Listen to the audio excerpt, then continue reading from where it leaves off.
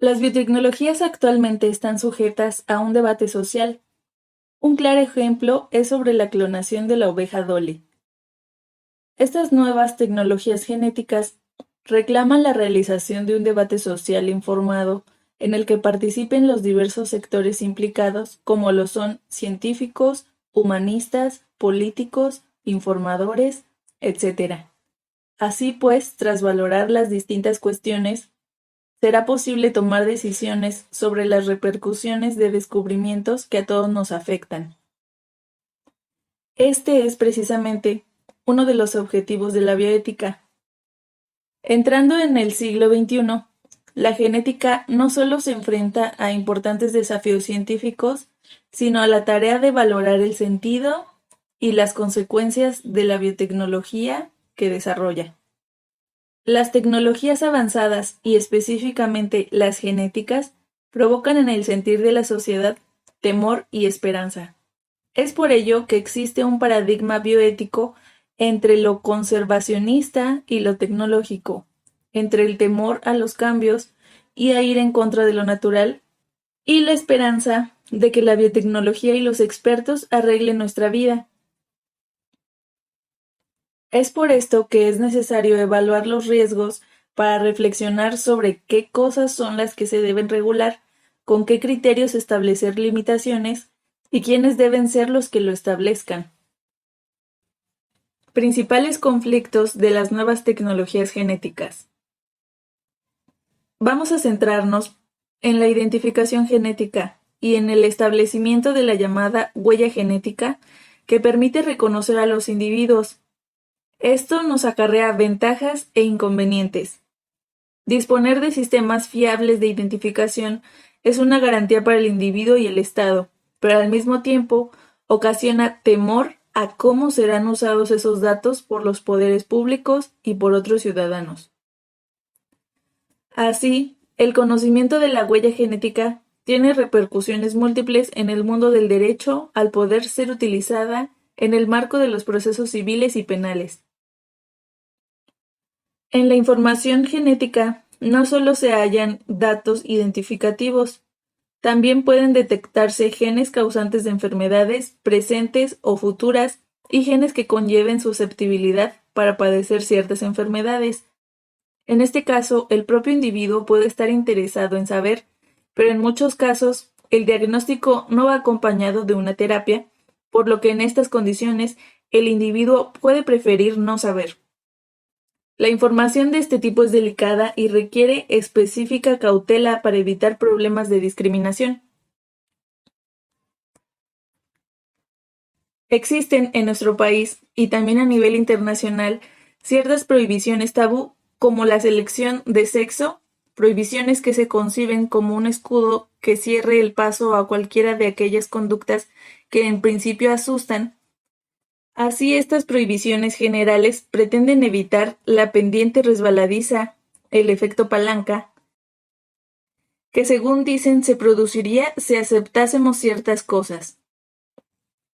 Hay que señalar que tanto la comunidad científica como la comunidad internacional han rechazado la terapia génica humana en la línea germinal, dado el actual estado del conocimiento en este campo.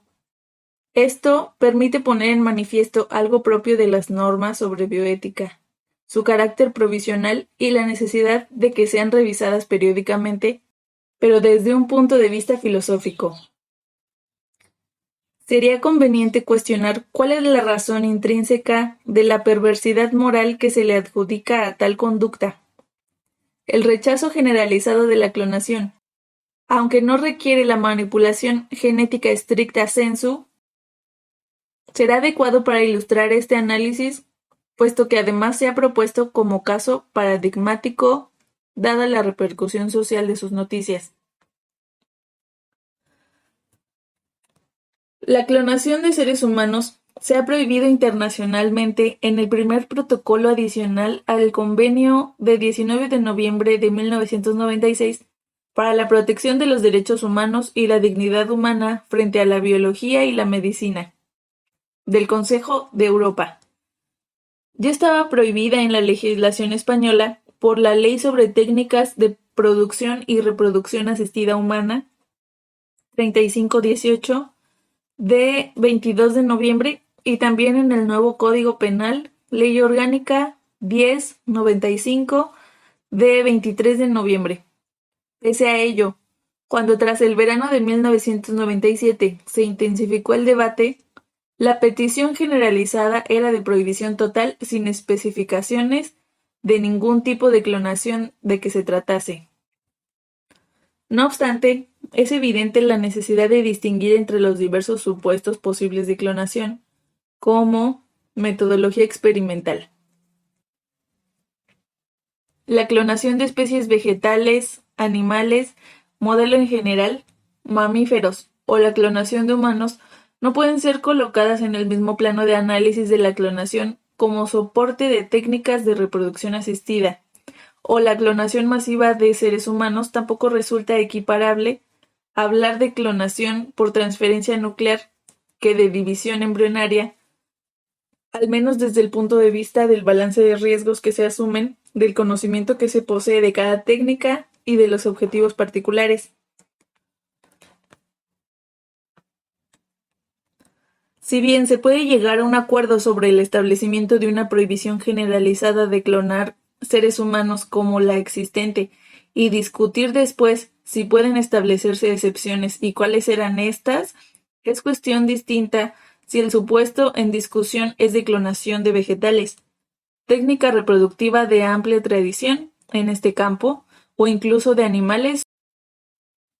En este último supuesto, es necesario tomar en cuenta las reglas sobre la experimentación con animales y la obligación de minimizar el sufrimiento y los daños que pudieran padecer.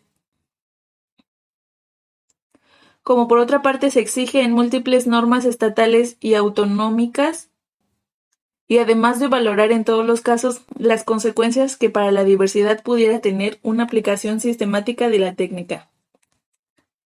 Si bien el respeto a los derechos humanos nos proporciona un marco adecuado para situar el análisis y establecer límites a las nuevas tecnologías genéticas, estos derechos tampoco son absolutos, y tampoco lo es, por ejemplo, la libertad de investigación, considerada en nuestra Constitución como un derecho fundamental, pero que debe ser ponderada con los derechos y la dignidad de los sujetos sometidos a la misma.